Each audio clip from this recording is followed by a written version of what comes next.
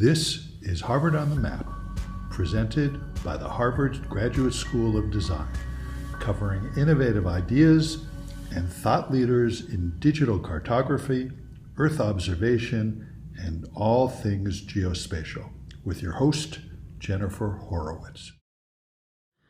Hello, and welcome to Harvard on the Map. I'm here with Nadine Alameh, the CEO of the Open Geospatial Consortium, or the OGC. It's a pleasure to have you here in person. Yay! I'm very excited to be here. Thank you for inviting me. I'm just so happy to be here. I'm so happy to be on this show, and I can't wait. Yeah. So first, for our viewers in the Boston area who may not be as familiar with the work that OGC does, can you maybe explain a bit about what the organization does, and then how you found your journey into OGC as well? Yeah, sure. How much time do you have? I have 30 minutes. I'm all ears. I'll start with my journey because it actually leads me to OGC in a very bizarre way. So I'm a computer science, computer engineering background, and I grew up in Beirut, Lebanon, and never even dreamt of going to MIT. And I got selected, so they selected the top students to go to MIT. I was one of them, and they had 4 programs, and one of them was GIS, and it was sort of randomly assigned. So I got the GIS, right? I didn't even know what the GIS meant, but sure. I'm like, who says no to MIT? Let's go, right? And then GIS turns out to be this amazing thing, right? Because it's not a thing. Everything is geospatial. Everything happens in space and time. So you find yourself very quickly supporting the transportation engineers, the Earth observation people, the urban planners, and these days the climate change. It's because everything, all of our data is geospatial. And now we're doing even the metaverse because everything is geospatial. Sure. So, but that's another podcast for another day. Yeah, fair. That's a whole other subject. Yeah, exactly. Yeah. And then,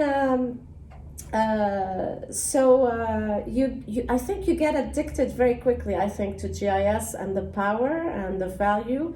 And I tell everybody, you're actually, anytime you're using your phone, your Google Maps, your Apple Maps, that's us behind it. Every time your car is self-driving, that's us behind it. Every time that you see a satellite image, that's us. Internet of Things. I mean, you can go on and go on. Drones, all of this. It's us. So geospatial is everywhere. And now, again, I link back to the metaverse because I'm preparing a session on the metaverse for OGC. We'll get to that. Interesting. And somebody's, the Epic Games person told me yesterday, maps have become the new interface for everything. And that's us geospatial people, right?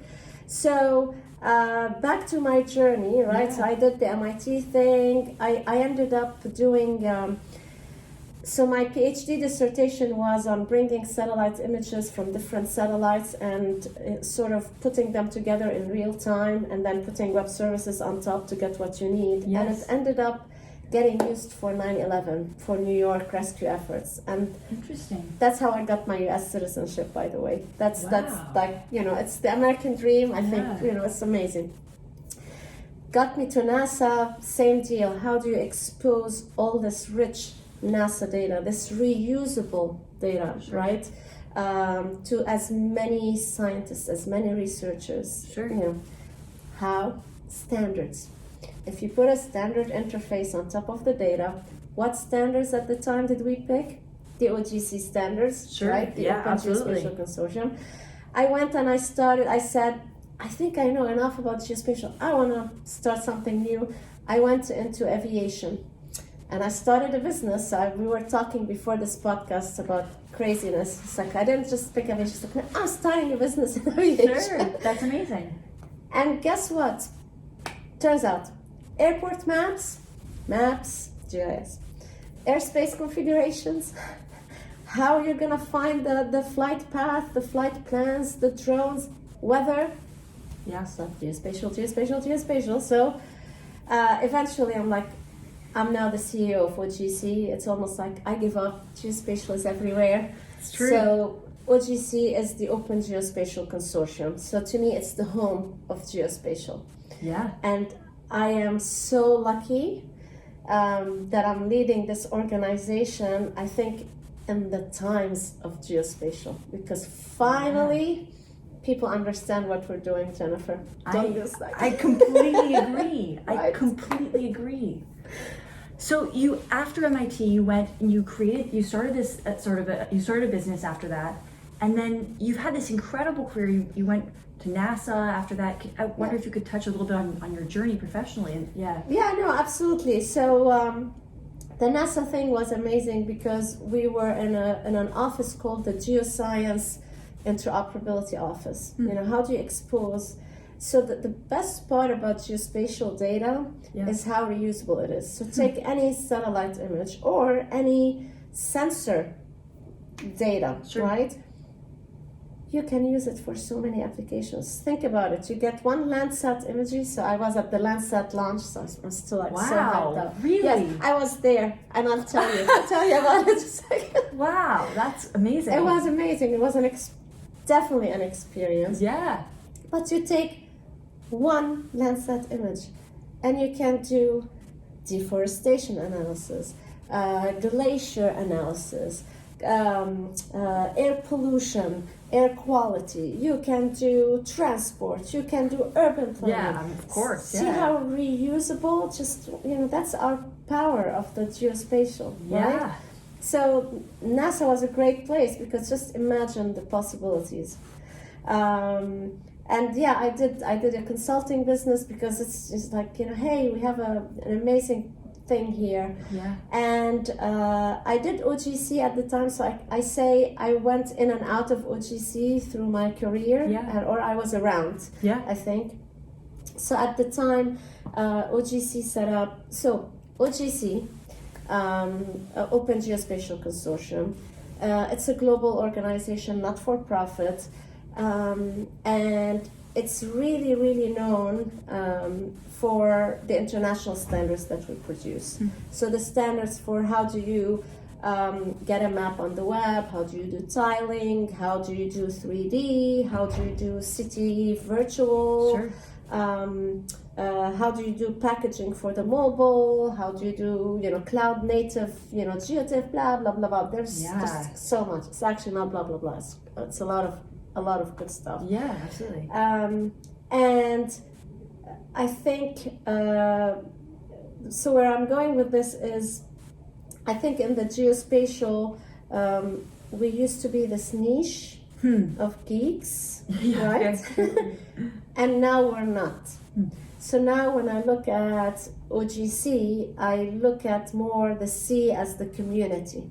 Yeah. And the community that was this big and now it's everywhere because everybody knows the value of location. And I think that's why we're now calling it location. Yeah. I mean, the geeks still call it geospatial, but everybody uses location and uses maps. Sure. And that's us. So, and I think we've become, I call it collective problem solvers, right? And we do this with this expertise on knowing where things are and how they move in time and space and how they interact with each other. Yeah. And that's our value to the world. And I think, so we're taping this during the week of COP26 where the whole world is focused on climate change. Sure. You cannot do climate change without geospatial. It's true. I mean, without many other things. So I'm not saying that, we're it. Sure. But it's such an important part of bringing data sets together. Yeah. Right? Absolutely. I feel like for me, OGC is as a household name. It comes up in every reading that I do, every every paper that I write or read. I wonder, what do you see as the largest issues that geospatial analysts come up against in terms of melding two different spatial data types or file formats? Is there one particular issue that stands out? And I wonder how OGC helps mitigate it. Yeah. So interestingly, if you listen to people's issues, this problem of data integration, what are we now? 2021 is still a problem. Yeah, it's just absolutely. very weird. And so I was, even this week, somebody was, and there are statistics, but when you hear people still say between 80 and 90% of your time on a project is still on getting the data ready and meshing Absolutely, together. yeah. So that's a huge problem. And the other problem that I see is it's like this problem, but it's just getting bigger and faster. Sure. Because there's so much data. Sure. Right? So think about, because we were talking NASA, right? It used to be government launches, those satellites and those sensors. And now everybody is. Yeah, it's true. The world's changing, yeah. So now commercial space is so big. Yeah. Right? It's just so big. We met at the Geo Symposium, and I came back and I was like, you can go booth to booth. Half of these, booths are startups in space. Yeah. Right? Fair.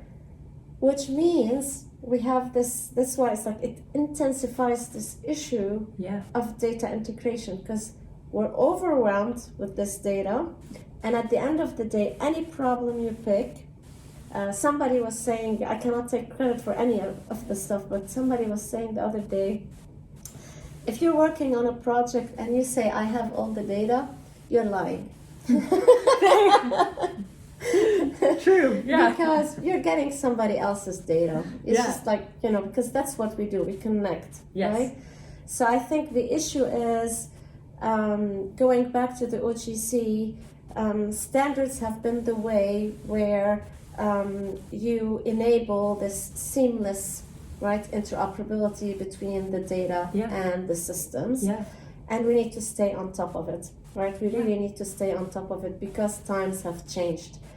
The data is new, and I think what we're doing in OGC, for example, we're modernizing our standards. Why? Because you have a new generation of developers, right? The technology has changed, right? We didn't have cloud. We didn't have cloud native. And now we have it. We didn't have open APIs, and now we have them. We didn't have JSON, and now we have it. So we're modernizing, right? So that I hope we're lowering the barrier of people being able to use this amazing, wealth of data out there. And back to our initial conversation, we're trying to get anybody to be able to use this data, not just the geeks. I'm a geek, so I can say it, right? but what I'm trying to say is, any developer out there can use location information without being a GIS specialist. Sure. That's what I'm trying to say. Yeah, no, I think that's fantastic. I feel like, especially even in light of the metaverse push, there's going to be so many people who really realize the value of geospatial to that, and either you lower the barrier to entry, or you educate people earlier, with these very complex tools. I feel like that just comes up so often. I think about that all the time. So I wonder what's next for the OGC.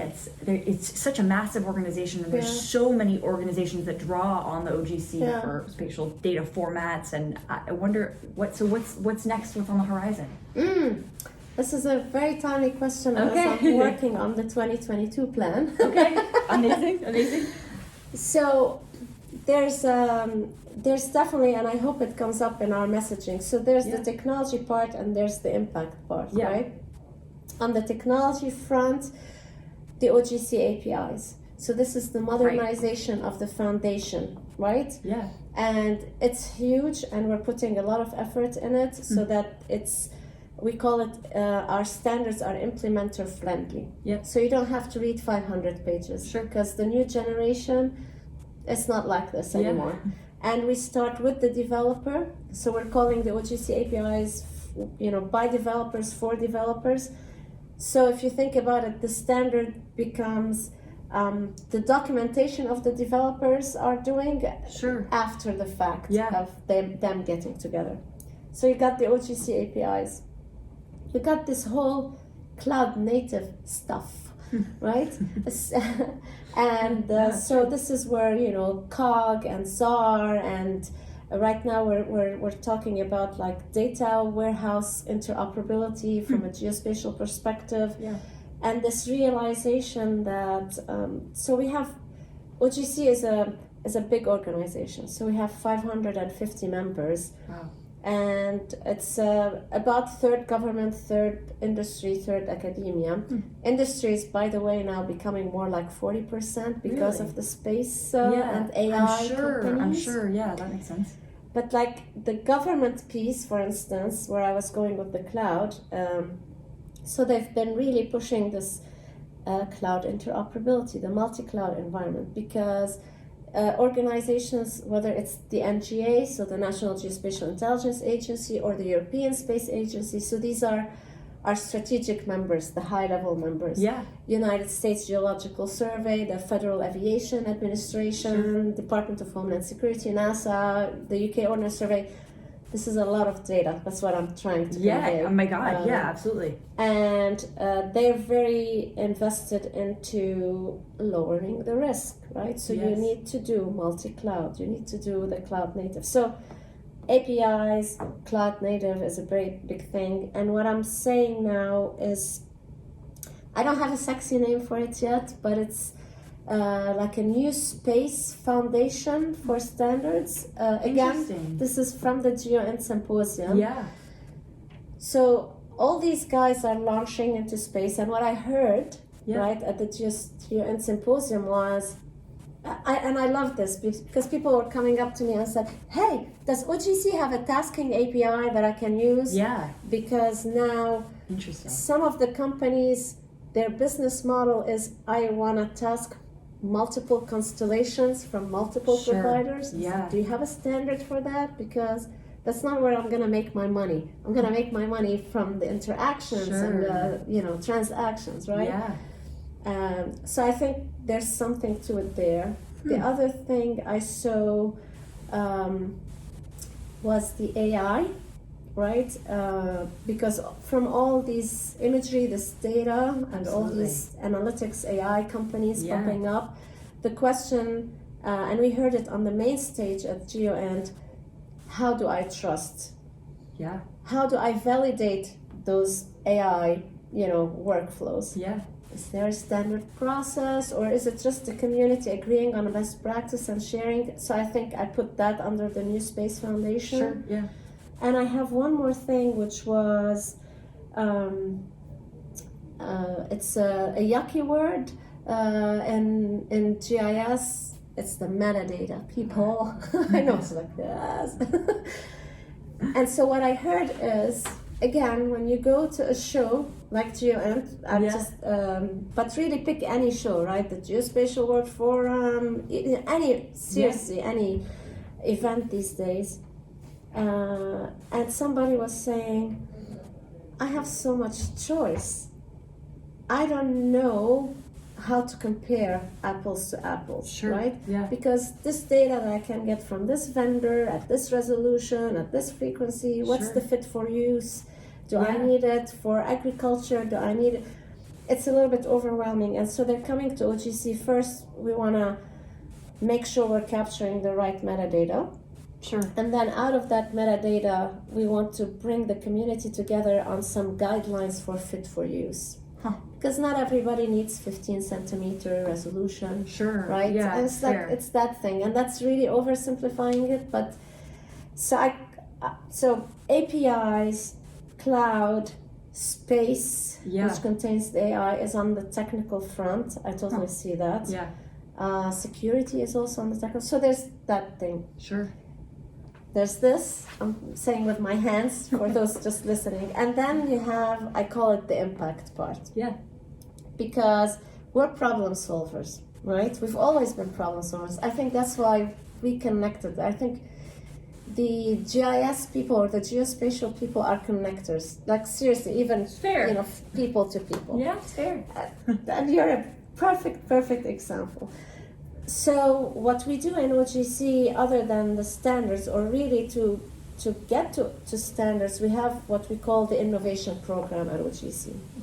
So these are projects around specific problems that we try to solve using standards-based architectures or foundations by multiple providers, multiple products. Yeah. So you sort of mix and match from the best Yeah. to solve the solution, and then to show the world what could be done, proof of concept sort of thing. Sure. And also out of this experience, I call it not blah blah blah, but actually doing it, Yeah. you say, hey, we don't have a standard for this. Hey, this standard doesn't work for this. Sure. So you Yeah. start to see the gaps. Yeah. And one of the areas that has bubbled up big time in the last 2 years, maybe because of the pandemic, but not really, Yeah. disasters. So think about it. During disasters, you need data that you usually, you haven't thought about this, Sure. right? Fair. It's just like, I need this data, I need to combine it with this other data. You need interoperability, you need these standards. Absolutely. Yeah. So we've been doing disaster pilots, so how, for example, we're doing this pilot in Peru with the Yeah. Peruvian Space Agency, Interesting. which is pretty cool. So they have, for the first time, Peru-SAT data. Huh. You put it on the cloud, Yeah.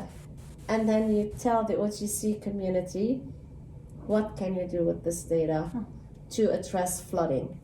The whole cycle. Predicting the flood, preventing the flood, responding to the flood, Yeah. responding to the flood. Sure. Yeah. Like Fair. all of this. Yeah.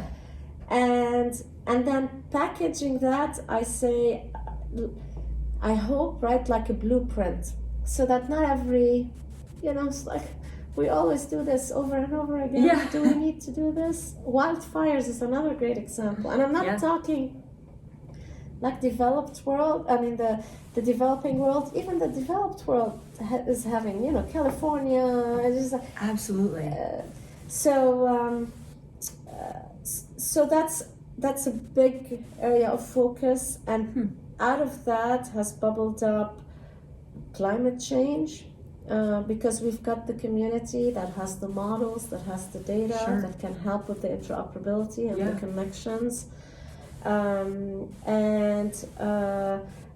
so you can see essentially sort of like the domains that we're picking. GeoInt is always a big domain, but it's Sure. also everywhere. Yeah. So Fair. does that help sort of priorities? Yes. That is amazing. There's so much the OGC There's is a working lot. on. Wow. You must be clearly you're a very busy woman. That's amazing. We're all very, very busy. Yeah. Because we were talking earlier about the metaverse, right? Yes. Because it's like the metaverse is bringing it all together, right? Because they're discovering the richness of the geospatial community. Absolutely. Yeah. So they do their things. So here's like the coolest thing about the metaverse is you're talking to the gaming companies and the Hollywood people. I kid you not, it's just like, oh, so cool, so cool.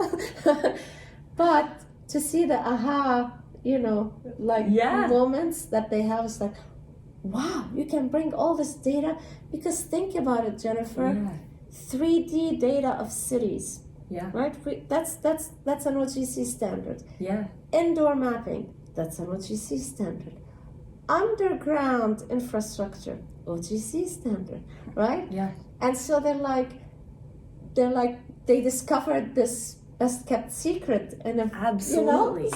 So, and to us, we're like, it's almost like this is what we always thought that this data could do, but now they We've can. always known. Yeah. Yes. Yeah. Absolutely. Yes, and now they can bring it into their environment and wow us, and it's like, wow, you Yeah. can do this. Yeah. No. Absolutely.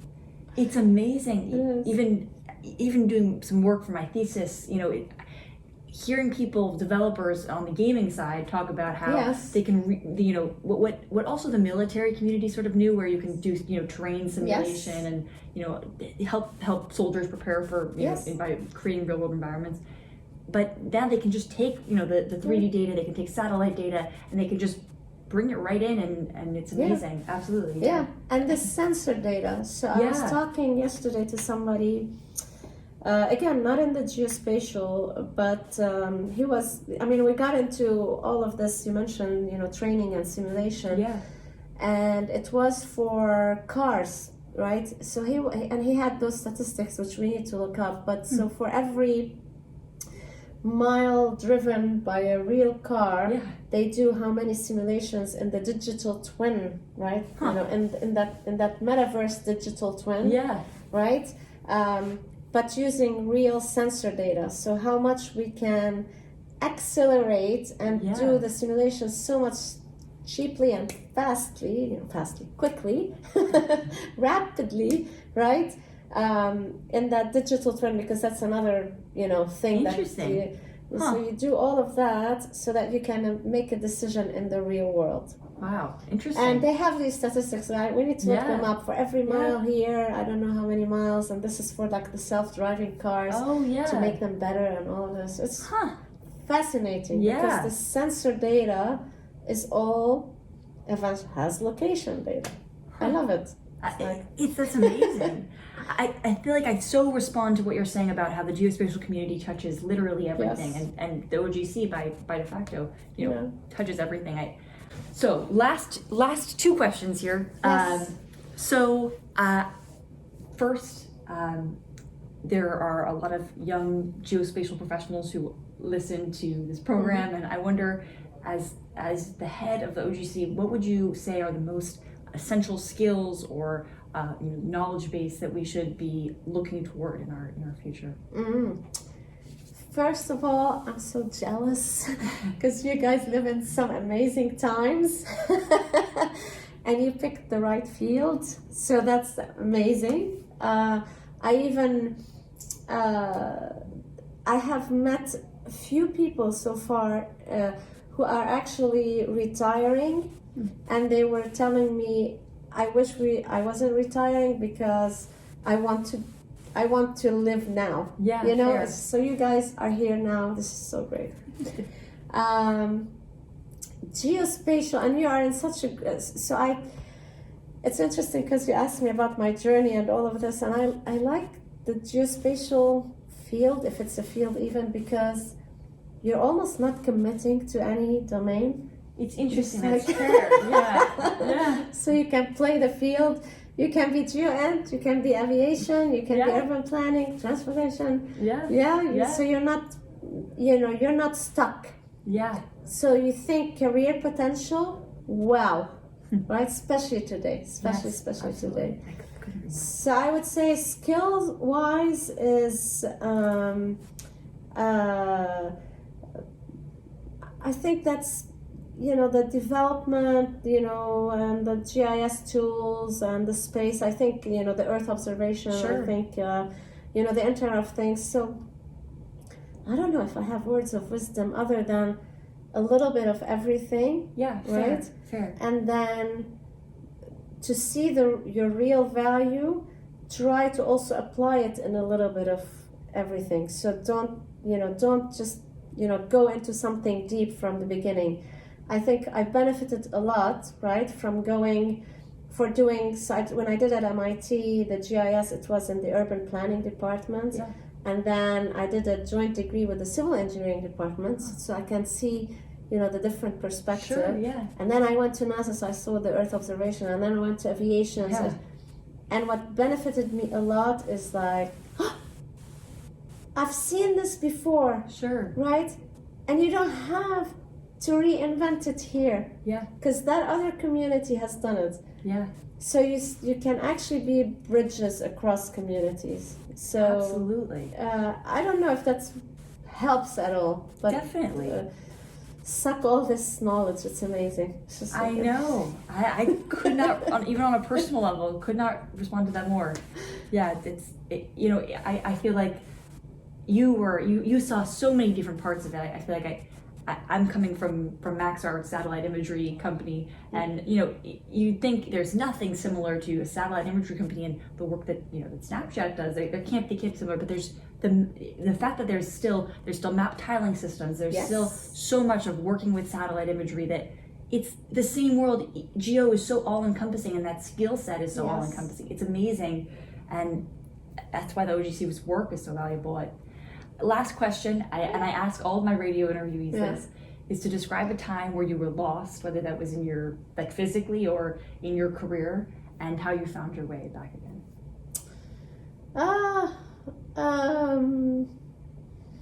I don't know if I was lost. I tell you, what happens to me is I get bored. I don't, and even if I'm lost, so I'm a risk taker. Okay. Right? And maybe that's why I'm not lost for a long time to remember that I was lost, because I jump. Fair. Right? So maybe that's, going back to your earlier question, don't be scared. The world is a big place, and if something doesn't work, something else will work. And it's a world full of opportunities, so it's just like, jump. Don't stay anywhere that you don't have to stay, personally or professionally, because it's not worth it, right? So I think when I'm, again, I think one of the most painful experiences is when I had that small business in aviation, right? And you're working so hard, and this is a startup, I know startups are sexy and everybody's doing it, but it's painful, right? Sure. It's really a painful experience, and not everybody makes it. So it's like, I'm a great example, right? Of just like I think you've made it in a general sense, but still, I understand, yeah. But we did not make it, and so when you ask about one moment in time, so one moment I was writing a proposal, and we were a successful startup, right? But sometimes you're not in the right place at the right time. Course, it's like there are many things, right? Yeah. The market is you cannot control market dynamics. Yeah, of course. I remember this. My kids were little, so this it's hard to be a single mom and doing all of this. They were little. 3 a.m. I'm writing this proposal, and then I stopped and I was like, if somebody right now, I think that proposal was for $3 million. I was like, if somebody right now knocked on my door and said, here's $3 million, it would still not be worth it. And I was like, this is not it, right? Yeah. And this is when I say, it's like, the risk taking, it's like, there's no, oh my God, it didn't work. It's like, no, what's the next thing? Yeah. Yeah, no, absolutely. So I don't know if it answers your question again, but I think just like, if just experiment. It's the world is a big place. It's also a forgiving place, and I find in a weird way people are supportive. So if you're lost, that's okay, but move on. And I think maybe that's what I'm trying to say. I was like, I'm not lost for too long. I'm just like on to the next thing. Yes. You really did. Amazing. This has been fantastic. Really one of my favorite conversations I've had on this program. This is awesome. It's so great to meet you. Thanks for watching, guys. Thank you so much. I'm so glad we met. Thank you for being here. Thanks for listening too.